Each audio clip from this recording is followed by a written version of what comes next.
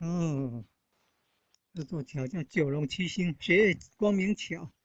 哦，九龙七星学业光明桥，这都有天神守护着。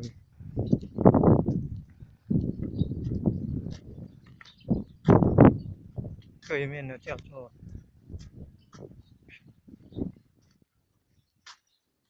哦，田尾很多姓苏的。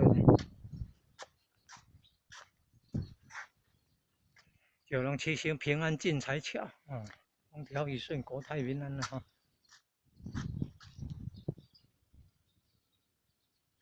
中华民国91年做的，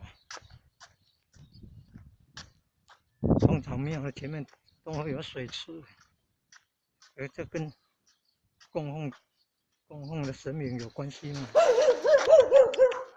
啊，拍谁？哦，拍谁？